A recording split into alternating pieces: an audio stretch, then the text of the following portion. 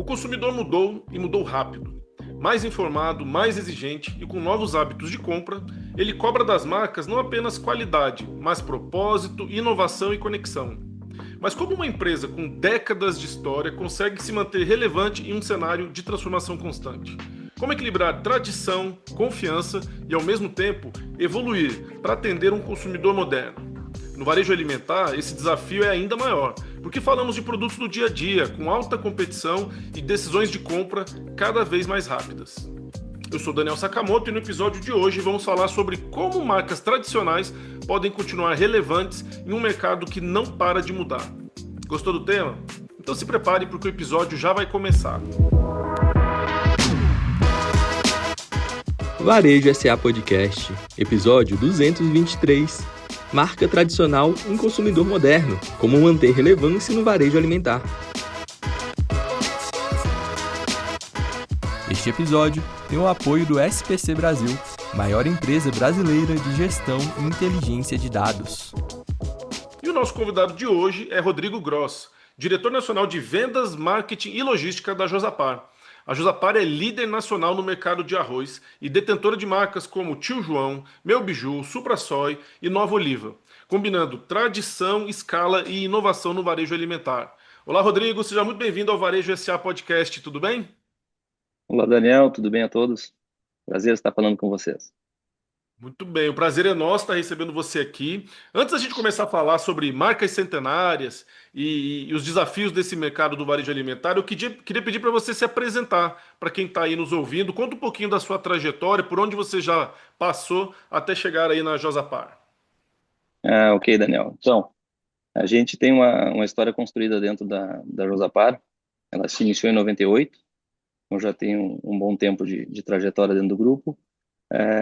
Começamos na base da nossa organização lá para poder tirar umas férias de um office boy na companhia, e a partir daí a nossa história foi sendo construída e com bastante gente boa nos ajudando, e uma equipe bastante qualificada e um processo bastante humanizado, a gente conseguiu ter um ambiente próspero que permitiu que a gente se desenvolvesse e percorresse alguns caminhos aí, e hoje a gente está à frente aí de uma gestão bastante ampla e feliz por poder contribuir para o crescimento da nossa empresa. Ah, que legal. Mais de 20 anos de empresa, né? Não é todo mundo que consegue esse feito. Realmente deve ser sinal de um bom trabalho, um bom serviço prestado. E fala um pouquinho também para a gente conhecer a Josapar. Conta um pouco da história da empresa, só para quem está nos ouvindo aí se contextualizar bem. Certamente conhece as marcas que vocês representam. Então fala para a gente um pouquinho da empresa, por favor. Sim, Daniel, a nossa empresa é uma empresa centenária. A gente está comemorando 103 anos, fundada em 1922, um grupo familiar.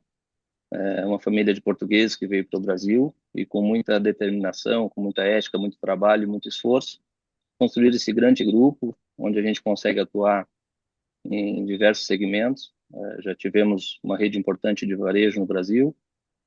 Atualmente a gente tem a divisão de alimentos, somos um dos grupos grandes entre os 10 maiores indústrias do varejo alimentar brasileiro.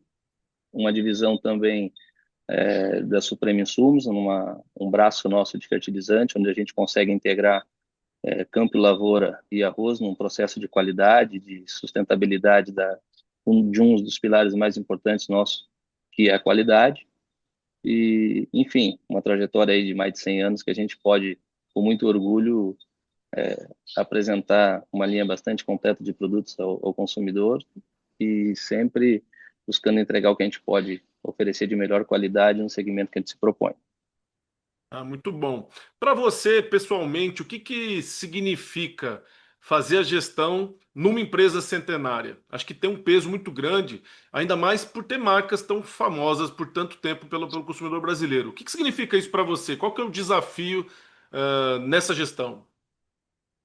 Então, Daniel, é sempre uma responsabilidade muito grande, ao mesmo tempo muito natural e tranquila de ser feito, porque existem pilares dentro da companhia, como ética, cuidado ao consumidor, cuidado aos colaboradores, aos órgãos de regulamentação, aos órgãos fiscais do Brasil, que tudo isso se torna-se natural para a gente poder atuar.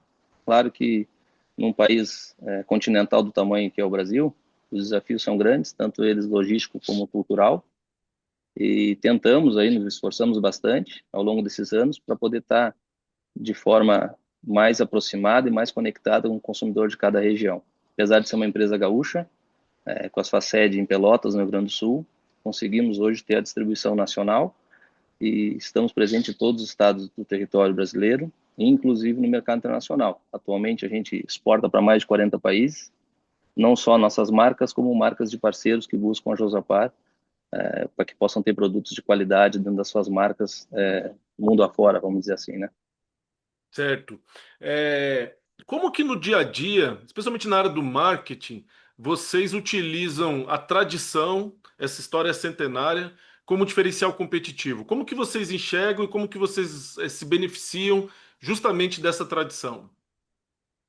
É que de fato a gente precisa entregar para o consumidor hoje, que está cada vez mais exigente, um valor percebido pela qualidade dos nossos produtos. Dessa forma a gente consegue agregar ao varejo a importância de ter uma marca Tio João em comercialização e também, através dos nossos canais digitais, a gente tem um e-commerce bastante ativo, tanto o Armazém Tio João quanto as plataformas digitais que a gente também se conecta através do Marketplace.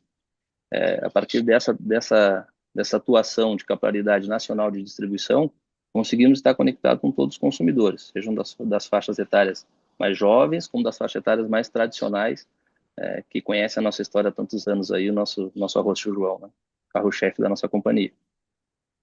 E como que vocês têm algum processo específico para conseguir se manter atualizado, relevante, conectado com esse novo consumidor que tem mudado ao longo do tempo? Como que vocês fazem para não se manter num estado de acomodação, mas sim em constante transformação? Vocês têm processos de acompanhamento de tendência, de acompanhamento de mercado, de análise do perfil do consumidor? Como que é internamente isso com vocês? Sim, Daniel, a gente consegue, através de um sistema bastante robusto, um departamento de P&D que a gente tem de processo de desenvolvimento de qualidade de produto interno e garantia da qualidade, também em parcerias com universidades do Rio Grande do Sul e também participando ativamente de feiras e encontros, seminários, congressos, a gente consegue estar também atuando de uma forma a perceber a tendência e essa evolução do consumidor. A gente hoje tem uma linha bastante extensa também já em segmento com o público que busca um pouco mais de saudabilidade, que busca experimentar novas variedades de arroz, sempre garantindo a qualidade daqueles produtos que são propostos da marca Tio João. Linhas de grãos, linhas de integrais, então a gente tem sem glúten, tem uma divisão de soja importante nossa, proteína vegetal sem lactose, a gente consegue também no mundo do azeite participar com a marca Nova Oliva, também sem abrir mão da qualidade, um azeite 0,4 de acidez, ou seja, tudo que a gente se proponha a estar trabalhando no varejo alimentar brasileiro, em conexão com o consumidor, oferecendo o que possa ter de qualidade e atendendo a expectativa do que a nossa marca tem de compromisso de valor a entregar. A gente percebe já por esses exemplos que você passou para a gente, Rodrigo, o quanto que vocês já têm se adaptado a essas mudanças de mercado, trazendo produtos mais específicos, de nichos próprios. A questão da saudabilidade, a gente percebe que está em bastante crescente, né? A demanda do consumidor por produtos mais saudáveis. Isso para nós é sinal de que vocês realmente estão fazendo bem esse dever de casa, de olhar o mercado, como a gente também faz aqui no dia a dia.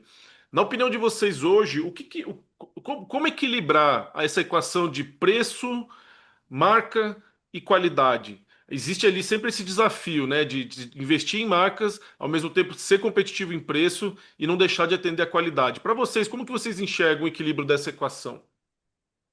Atuando em várias frentes, Daniel, sempre que a gente consegue ter um posicionamento claro, tanto no ponto de venda físico quanto na presença digital, que a gente faz com a nossa marca transcreva para o consumidor o valor real percebido por ela, a equação fecha. Na verdade, a gente não tem um esforço maior quando os pilares de qualidade, de valor percebido pelo consumidor, eles encontram em contato com os nossos produtos. Então, nossa dedicação é estar nacionalmente com a distribuição e posicionamento frente ao varejo, de maneira que a gente possa transferir esse valor percebido pelo consumidor na nossa qualidade. Rodrigo, um outro desafio que eu acho que é importante e a gente sempre tem que trazer aqui nesse tipo de conversa é como equilibrar a tradição com inovação. Ao mesmo tempo que a tradição tem um peso importante para as marcas, a gente sabe o quanto que isso fortalece o branding, a questão da inovação é fundamental. e vocês têm que fazer esse equilíbrio, né? De estar sempre inovando, trazendo novos produtos, às vezes novas marcas, mas ao mesmo tempo valorizando aquilo que vocês construíram ao longo do tempo. Como que vocês enxergam isso ao manter marcas tão famosas como o Tio João e ao lançar aos poucos novas marcas e novas linhas? Como que vocês enxergam esse equilíbrio de tradição com inovação aí? Então, Daniel, a nossa história já se demonstra, né? Quando surgiu a marca Tio João no Brasil, nosso cuidado foi em separar as melhores variedades, a melhor apresentação de embalagem, e a partir daí ter na categoria de arroz branco um arroz que pudesse apresentar ao consumidor o resultado esperado por ele a partir de um grão soltinho, de um grão branco, de umas características que a marca se consolidou naquela expectativa ao comprar a marca Tio João. Com o decorrer dos anos, o consumo e o hábito foi se atualizando, foi mudando, novas opções de variedades foram chegando ao país, o próprio consumidor brasileiro foi buscando novas alternativas de alimentação, seja ela num aspecto mais prático, com a mudança do hábito do trabalho, com a família não sentando tanto ao redor da mesa, o ganho e o crescimento importante das mães, das famílias no mercado de trabalho, tudo isso a gente foi observando ao longo dos anos e entendendo que precisávamos também oferecer uma linha de praticidade sem perder o conceito da qualidade e da saudabilidade dos produtos da empresa. A partir daí entramos no mundo mais saudável, um pouco com esse apelo da saudabilidade, foram os grãos, que a gente trouxe um mix de grãos, sortimento de grãos ao consumidor. Tivemos produtos também, risotos, semi-prontos da linha Tio João, Cozinha e Sabor, com praticidade de fazer no micro-ondas, um preparo rápido e uma porção com um custo, uma equação que pudesse também fazer sentido para o consumidor brasileiro. A gente trouxe também uma linha de cozinha fácil, também buscando a praticidade e a saudabilidade com grãos integrais, um processo de parabolização em grão integral com tempero, já com acrescendo legumes, proteínas. Então a gente também entendeu que era uma necessidade dos novos consumidores que ali estavam surgindo, novos hábitos, de acompanhar essa evolução e fazer com que a empresa não se apresentasse apenas no segmento de arroz branco, sem que a gente perdesse a identidade ou aquele nosso consumidor que nos trouxe até aqui, que há muitos anos nos acompanha. Mas que temos outras oportunidades, que existem outras curiosidades, que existem outros hábitos a serem preenchidos e outras lacunas pelo consumidor brasileiro que a gente tem condições de se apresentar de uma forma a satisfazer a necessidade deles. E esse foi o nosso entendimento ao longo dos anos. E tem funcionado, né? Vocês se mantêm aí relevante. E apesar de ser uma empresa do extremo sul do país, vocês têm uma abrangência e uma penetração muito grande no mercado todo. Como que está hoje a disposição dos produtos de vocês no Brasil? Vocês conseguem chegar em todos os estados, em todas as regiões? Como que vocês estão lidando com esse desafio logístico do país, né, que é tão grande? Sim, hoje a gente tem uma malha de distribuição de 18 filiais, esparramadas pelo Brasil todo, e conseguimos entregar o arroz Tio João com a qualidade lá no Chuí, Santa Vitória, próximo ao Uruguai, próximo à nossa região, até Boa Vista, Roraima, no extremo do país, vamos dizer assim, né? Estado como Macapá também, que é uma região bastante distante, que a gente usa uma malha rodoviária até um trecho do país, depois uma malha de navios para complementar nossa logística. Então, assim, ó, é bastante complexo, mas também bastante desafiador e muito nos orgulha quando a gente recebe uma visita de um conhecido, de um colega, até mesmo de um turista em outra região e diz, olha, encontrei Tio João e consegui comer Tio João em tal cidade do país. Então a gente tem muita satisfação, muito orgulho e nos deixa feliz de poder ser a marca hoje, com a distribuição nacional, podemos dizer que é a única que hoje consegue atuar em distribuição nacional em todo o território do país. Isso é muito interessante, né? Porque hoje em dia, quando a gente fala de varejo, a gente tem as questões do desafio logístico como uma das prioridades. O varejo ele está cada vez mais digital, então as empresas, não importa de onde ela seja, ela tem aquele mercado do consumidor amplo, gente do Brasil inteiro pela internet consegue comprar produtos e serviços, e todo varejista que está no mercado digital passa por esse desafio da logística. A estrutura de vocês, de planejamento, personalização, é própria? Vocês contam com algum apoio externo para definir questões logísticas?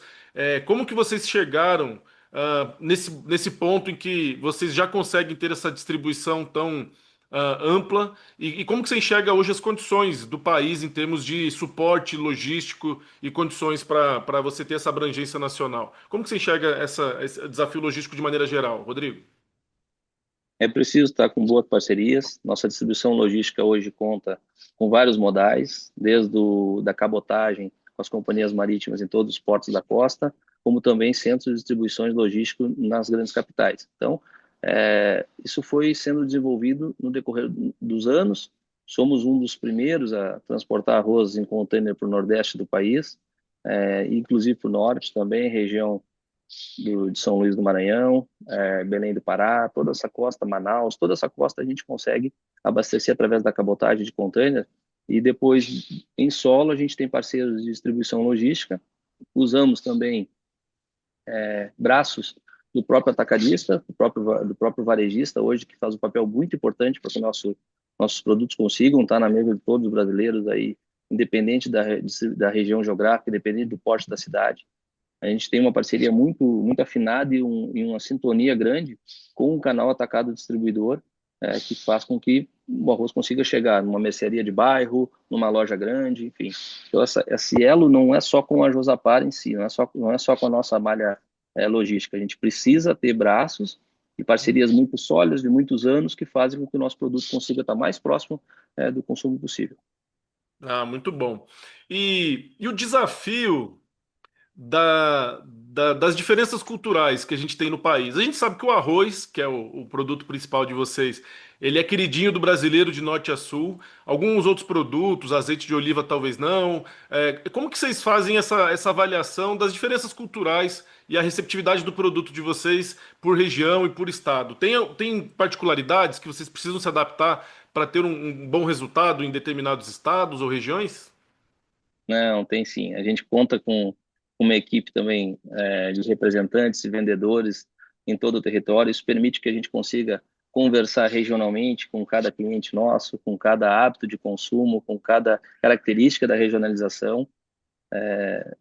Apesar de ser um gaúcho, né, o tio João, né, nosso mascote, ele consegue ter carisma e ter carinho em todo o território nacional que ele se apresenta. A gente consegue ser lembrado do Top of Mind em várias capitais aí do país, e acredito que o grande sucesso está em entender a regionalização de fato mesmo e se mostrar disposto a atender a necessidade do varejo daquele consumidor local. O que a gente aplica com uma forma de trabalho no Rio Grande do Sul não é a mesma que se aplica no Ceará, não é a mesma que se aplica no Rio Grande do Norte, não é a mesma que se aplica em Pernambuco, ou no Piauí, ou no Maranhão. A gente tem que entender as características regionais de cada região do nosso país, para que a gente possa conversar mais próximo ao consumidor e trazer uma linha de comunicação que converse, que chegue até aquele público ali, transferindo aquilo que a gente tem no nosso DNA, que é qualidade e o valor dos nossos produtos. Então, é importante que a gente consiga se aproximar através do atendimento regional de cada representante, de cada cliente nosso. Então, a gente tem essa flexibilidade e entende que esse é o formato para poder ser o mais assertivo possível na distribuição nacional e prestar um bom serviço ao varejo, né? Rodrigo, acho que vocês têm toda a razão nesse ponto, né? A gente tem falado muito que varejo hoje precisa de uma personalização. E para quem está nos ouvindo, o empresário que está nos acompanhando, essa questão de representantes comerciais da região que consigam falar a linguagem, que consigam entender a característica do consumidor, é fundamental para você conseguir, de certa forma, personalizar, nem que seja o atendimento. O produto ele pode ser o mesmo, mas a forma de apresentar, de vender e a relação comercial, ela tem sim que ser o mais personalizada possível. E num país como o nosso, para quem deseja realmente ter um produto de abrangência nacional, é um país que tem muita diferença regional. A parte de cultura, a parte das relações mesmo comerciais mudam. Então, para você que está nos ouvindo e nos acompanhando, acho que o Rodrigo deixou aí uma boa reflexão sobre você manter a sua essência, manter o seu DNA, mas ao mesmo tempo você conseguir personalizar as relações comerciais. Acho que isso fica aí como dica para você que nos acompanha.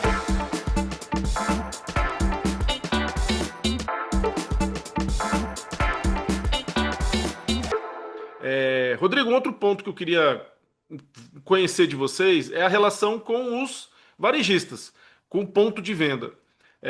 Como é que vocês fazem para conseguir estar em tantos pontos de venda, em redes tão diferentes e ter tanta abertura e essa aceitação tão grande? Qual que é a estratégia que vocês usam para realmente ter portas abertas aí no Brasil todo? Olha, Daniel, a gente trabalha de forma muito integrada, alinhando a expectativa com todos eles. O nosso desejo, a nossa intenção, muitas vezes não é do próprio varejista. Então, a gente tem que sentar e construir cenário a quatro mãos, porque no final o interesse de ambas as empresas é poder fazer com que atenda a expectativa do consumidor e não a expectativa da indústria ou do próprio varejista. Então, quando essa simbiose, essa sinergia existe em alinhamento com um único objetivo, que é atender uma necessidade do consumidor, as coisas tornam-se mais fáceis. Desde que existe o alinhamento e o entendimento da cadeia, que a gente tem a expertise em produzir qualidade, em chegar com o produto dentro das condições comerciais para que ele possa expor, e o varejo tem o seu papel importante, que é permitir que o consumidor possa ter acesso a essa marca e atender essa necessidade dele. Então, se a gente tiver bem claras as etapas do processo de cada um, torna-se tudo muito mais fácil, mais próximo e mais assertivo. Então, alinhado à expectativa, não tem por que não dar certo, e a gente entende muito bem os elos da cadeia, como no começo coloquei, já tivemos uma rede de varejo, conhecemos as necessidades, as dores, os gargalos, os acertos e os erros de trabalhar o varejo e atender o consumidor, né? Um consumidor tão diverso e tão plural que é o brasileiro, né? Ao mesmo tempo que ele é aberto a experimentar, ele também traz uma pluralidade, uma exigência muito grande ao varejista. E aí a Uhum. gente adapta a embalagem, adapta tamanho de caixa, ou seja, tudo a gente pode, tem a necessidade e a gente se volta a atender o mercado. Um pacote de arroz 5 quilos que vende numa região não vai vender em outra, lá a gente vai ter que adaptar para vender 1 quilo. A lata que vende em uma região vai vender o sachê em outra. A garrafa de 500 ml que vende no Brasil todo de azeite, em algumas regiões vende o 250 ml. Então, assim, a gente tem que ter esse entendimento e alinhar essa expectativa em sentimento com o varejista, nunca impondo por parte da indústria aquilo que a gente entende como correto. Correto é atender o consumidor na sua necessidade e na sua urgência. Muito bem. Hoje, quem são os principais parceiros de vocês em termos de varejo? Quais são as principais redes que vocês têm aí como parceiros? Daniel, são mais de 12 mil pontos de venda, são mais Isso. de 7 mil CNPJs atendidos direto.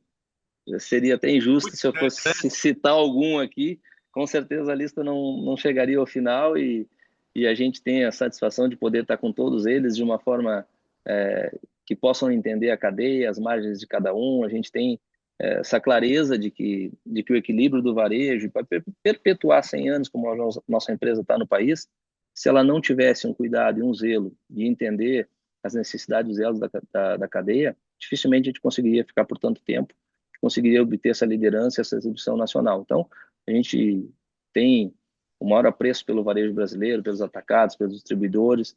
Então, seria injusto eu citar algum aqui agora nesse momento, porque são vários mesmo. Tá certo. Não, e a gente é testemunha que está realmente espalhado pelo Brasil todo. Eu moro aqui em Brasília, a gente encontra. Sou de Curitiba, a gente encontra. Tenho parentes espalhados em outras capitais, a gente sempre encontra. E nas mais diversas redes de varejo. Então, realmente, vocês têm essa distribuição ampla.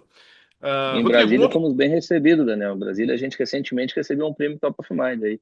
Já há alguns anos já que a Olha gente é aí. lembrado como a marca mais querida aí dos brasileiros. Muito nos orgulha. Sem dúvida, sem dúvida. Um outro ponto que eu acho importante a gente falar aqui é quando a gente fala de eficiência operacional, e ao mesmo tempo a gente olha que vocês têm ao longo do tempo expandido suas marcas, diversificado as marcas. Essa diversificação de marcas e produtos também, né, que vocês têm, é necessidade de mercado ou é estratégia de crescimento? E isso não torna mais desafiador ainda a parte da eficiência operacional, esse crescimento de marcas e produtos que vocês têm passado ao longo do tempo? Daniel, a gente entende que ele é um trabalho complementar. Um país que tem uma desigualdade social, cultural, de classes tão grandes, precisamos entender cada região e cada classe social e se adaptar à realidade e entregar aquilo que a gente possa ser competitivo, ao mesmo tempo sem perder qualidade. Então, a gente tem entendido que esse trabalho nosso de segmentação de linha de produtos é complementar em até necessidade do próprio varejo. Em alguns momentos, a gente consegue ter maior escala em uma linha, em outra região a gente consegue ter escala em outro segmento que a gente atua. Então, assim, é uma maneira de trabalhar de uma forma complementar à nossa distribuição frente ao varejo brasileiro. E eu acho que vocês têm razão, né? Porque realmente, diversificando, vocês conseguem ter um pouco mais de segurança nas oscilações, seja por segmento, seja por tipo de produto. Mas existe ali realmente um risco de tornar uma operação mais complexa, né? Então vocês precisam ser muito estratégicos ao escolher para onde expandir, né? Para que tipo de produto vai entrar dentro do portfólio de vocês. Eu acho que isso é uma decisão que tem que ser tomada com muita cautela, né? Vocês foram para a área de azeite, tiveram também a parte de proteína vegetal. Existe algum outro segmento que vocês estão mirando ou que vocês estão expandindo no momento? A gente passa em constante atualização, tanto da nossa linha atual quanto de novas linhas. A gente tem atenção ao mercado, como a gente comentou. Começamos com arroz João, 2 SKUs, 5 quilos e 1 quilo. Atualmente são mais de 110 itens, né? Então a gente, ao longo do tempo, aí, conseguiu expandir. Não temos ansiedade e velocidade no lançamento de produto, mas temos a certeza e a segurança de ser o mais assertivo possível. Então, é, temos uma credibilidade com o varejo de apresentar uma linha de produto que a gente possa entrar, se fazer importante, útil e necessária a uma necessidade de uma classe de consumo.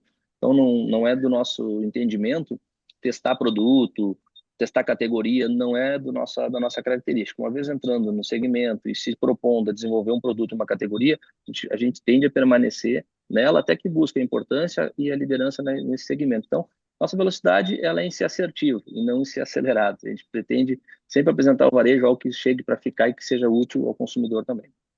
Ah, muito bem. Rodrigo, já encaminhando aqui para a parte final da nossa conversa, eu queria ouvir de você sua visão e suas impressões sobre esse rápido avanço da tecnologia, da inteligência artificial, nos segmentos de varejo. Óbvio que para vocês, como indústria, o impacto é um, mas vocês têm aí o dia a dia do varejo. Como é que você está vendo a questão da transformação digital e esse avanço da tecnologia no dia a dia do consumo do brasileiro? Com muito bons olhos, a gente está muito feliz com a evolução. A tecnologia ela vem para, de fato, nos auxiliar. Ela é em complemento àquilo que a gente tem de experiência adquirida ao longo do tempo, mas ela também nos traz tendências, nos ajusta a perfis de variação muito menor. Então, toda vez que a gente consegue ter um alinhamento com o varejista a partir de uma percepção de uma semana, de uma mudança de clima, de uma mudança de hábito que os números nos expõem através da tecnologia hoje, ela se torna mais assertiva e mais fácil. Então, economia de tempo, de recurso e maior assertividade. De novo, sempre que os pilares estiverem alinhados em sinergia em atender a tendência do consumidor, a gente está acertando. Então, hoje a IA embarcou, a tecnologia embarcou, veio para ficar e a gente trabalha de forma muito, muito feliz e muito contente que ela economiza tempo para todos nós e recursos. Atualmente, hoje a gente tem a IA integrada como foi um processo da internet quando chegou para a nossa vida. Então, ela já faz parte da nossa rotina, seja ela num PCP de programa de produção, seja ela num alinhamento de distribuição logística ou até mesmo uma formação de price junto ao varejo e composição de sortimento. Então, ela já está integrada ao nosso processo e facilita dos dois lados, facilita tanto o varejista quanto a indústria a posicionar melhor recurso e tempo. Ah, legal. E a gente tem ouvido muito falar aqui da inteligência artificial impactando o varejo, e no caso aí, uma das verticais que você cuida é da logística, né? E a gente sabe o tanto que as empresas estão se beneficiando da inteligência artificial para a otimização de processos logísticos. E a gente acha isso super positivo, né? Porque durante um tempo o acesso à tecnologia era muito restrito a grandes empresas, empresas multinacionais, empresas de fora. E hoje a gente percebe que a tecnologia, especialmente a IA, ela já está mais disponível para o dia a dia do empresário brasileiro. Então, para vocês têm conseguido se beneficiar bastante, utilizar no dia a dia a tecnologia e a IA sem dificuldade. Sem dificuldade, Daniel. Ela já está integrada no nosso processo de uma forma muito natural. Já faz parte da nossa rotina do dia a dia mesmo. Quanto menos espera, recebemos um insight que veio do manhã embarcada num sistema que a gente já está operando e de forma natural ele se apresenta como uma solução prática diária para nós. Ah, legal. E já olhando para frente, para o futuro, né? Como que você enxerga que serão aí os próximos anos em termos dessa revolução das relações de consumo de maneira geral? A gente percebe que está mudando muito rapidamente. A mudança sempre existiu. O que está mudando é que acho que a velocidade das mudanças é que estão cada vez maiores. E nas relações de consumo, isso deixa muita gente preocupado. Pessoas que ficam ali com medo se o negócio vai continuar relevante, se a marca vai continuar competitiva. O que que vocês têm feito para poder dormir tranquilo de que vocês estão indo por um bom caminho em termos de permanência de relevância de mercado e perpetuação da marca num momento de mudanças tão rápidas? Com muita naturalidade Daniel, a única certeza que a gente tem é que as coisas vão mudar e de forma mais Uhum. rápida. Desde que a gente tenha as pontas muito bem ajustadas, o consumidor confiando na relação com a nossa marca e com o valor que ela se propõe a entregar, o varejista com a relação ética, respeitosa, formal com a Josapar. O hábito de consumo, a mudança, a velocidade, ela vai ser natural e tranquila, ela vai ocorrer, ela já ocorre, ela já acontece. Só que se a gente não tiver se a gente não conseguir transcrever para o consumidor o valor percebido da nossa qualidade dos nossos produtos e nem a credibilidade e a confiança do varejo se relacionar com a nossa operação industrial, não tem mudança que a gente acompanhe. Quando essas bases estiverem bem amarradas uma com a outra, o centro, que é o consumidor se movimentando entre hábito A, hábito B, mudança, o que era bom ontem hoje já é ruim, aí sai uma notícia de um nutricionista, de um médico, isso faz parte da mudança, isso vai existir cada vez mais e que bom que ela está assim, porque isso também oxigena a indústria, oxigena o varejo, a gente vê com bons olhos. Agora, não podemos perder o valor da marca, da qualidade de Josapar, mais de 100 anos entregando credibilidade e qualidade de seus produtos e a relação muito transparente, sólida e ética com o nosso mercado varejista. Então, a gente não pode perder esses pilares. O centro, que bom que ele se movimenta e que nos deixa ativo. Ah, muito bom. Acho que quem está nos ouvindo aí tem que realmente prestar atenção nisso que você falou. Aceitar as mudanças, ser flexível, se adaptar, estar de olho nas mudanças do mercado para que você realmente consiga ajustar o rumo da sua operação de acordo com as mudanças. Então, aceitar com mais tranquilidade, estar preparado, ter uma mentalidade flexível. Eu acho que isso são características essenciais. E a gente está ouvindo isso de um executivo que tem aí mais de 20 anos de mercado na mesma empresa, uma empresa que é centenária, mas ele tem essa mentalidade da flexibilidade. Eu acho que isso é essencial hoje em dia. Parabéns, Rodrigo, por essa visão. Duas últimas perguntas. Primeiro, você que já tem muito tempo de mercado, trabalha numa empresa centenária, o que que tira hoje o seu sono em termos aí da companhia? O que que te preocupa? O que que realmente é um ponto aí que você tá com atenção e que você precisa manter o seu time todo ligado, que é algo que tem te preocupado recentemente? Variáveis não tão controláveis, ambiente macroeconômico nos preocupa, são situações que se põem no dia a dia hoje nesse mercado globalizado e bastante polarizado também. Então a gente tem encontrado desafios aí que fogem um pouco do nosso controle e a velocidade tem que ser rápida de adaptação, as alternativas têm que se pôr em uma semana para outra. Isso é um pouco do que a gente vive hoje que nos causa um pouco de insegurança, essa instabilidade macroeconômica que a gente está vivendo, não no país, mas no mundo como um todo. Uhum. Torcemos aí por uma, por uma situação política melhor para todos nós, de mais tolerância social, de mais aceitação. Acho que isso faz com que a gente tenha um ambiente mais próspero para todos nós, né? Então, o que nos preocupa um pouco que não está no nosso controle. Tem situações que a gente consegue controlar e que depende da gente, mas tem outras que não. Então, isso nos deixa um pouco apreensivo aí, mas também atento para rapidamente se adaptar à realidade. É verdade, é verdade. Ambiente macroeconômico, de um dia para o outro surge uma guerra, o dólar Exato. dispara, a gasolina muda de preço, o frete fica mais caro, e aí tem toda aquela turbulência legislativa também, de regulamentação de trabalho, de jornada, tal. Isso impacta e a gente fica meio que refém, né, tendo que reagir. Acho que isso realmente tem tirado o sono de muito empresário e muito empreendedor, Rodrigo. E a última pergunta na verdade, não é uma pergunta. Queria pedir para você deixar uma mensagem para o empresário aí que nos acompanha e que a cada episódio ele escuta sempre em busca de insight, inspiração, um pouco de ânimo também. Queria pedir para você deixar uma mensagem baseada aí nessa sua experiência de décadas e dessa empresa que é tão relevante, detentora de uma marca que praticamente todo mundo conhece, uma mensagem de incentivo e de apoio para o empreendedor que também fica preocupado com o ambiente de negócios turbulento, mas que precisa acordar todo dia, reagir, trabalhar e produzir. Isso é o nosso dia a dia, a nossa motivação de trabalhar. A gente vive num país maravilhoso, um país de muita riqueza natural, de muita riqueza financeira, inclusive. Capital humano fantástico, fantástico. Trabalhamos com 1.500 colaboradores da empresa. Enfim, a gente tem bastante motivo para comemorar e estar instalado no país, estar trabalhando no Brasil, apesar das suas dificuldades. É um país bastante próspero, onde a gente consegue ter o calor humano muito próximo, a gente consegue ter uma cultura de experimentar, de se permitir se relacionar com as marcas, se relacionar com segmentos novos. Então,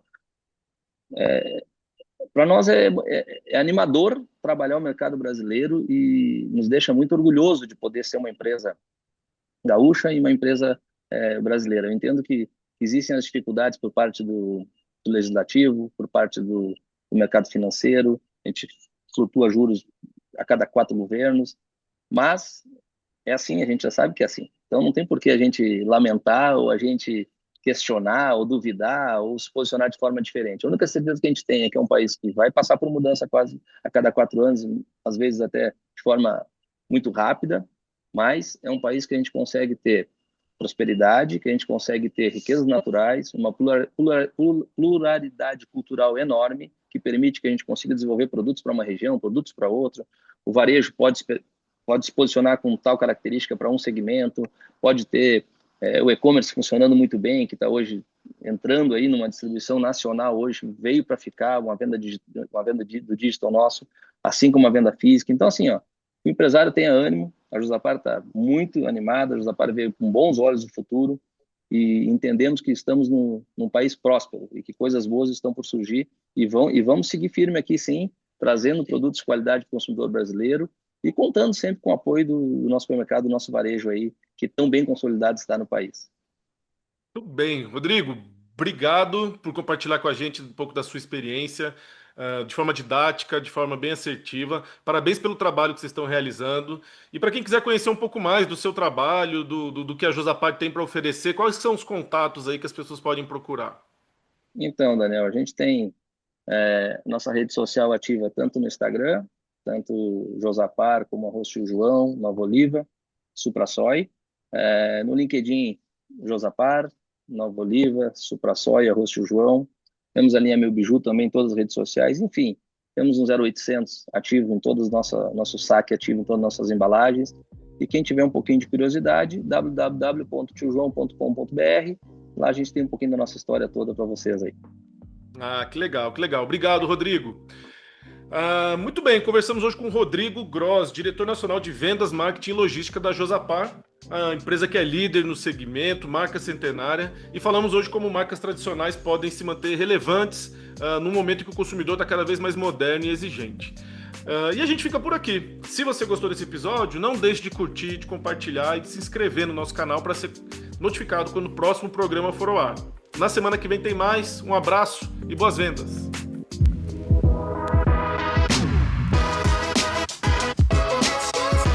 Este foi o Varejo SA Podcast. Se gostou, você também pode escutar os episódios anteriores no seu tocador de podcast preferido. Para conferir este e outros conteúdos de interesse do setor, acesse varejosa.org.br. E lembre-se de seguir a gente nas redes sociais. O nosso arroba é o Sistema CNDL e o varejo.sa. Já no YouTube, procure por CNDL Brasil e Portal Varejo SA para nos encontrar.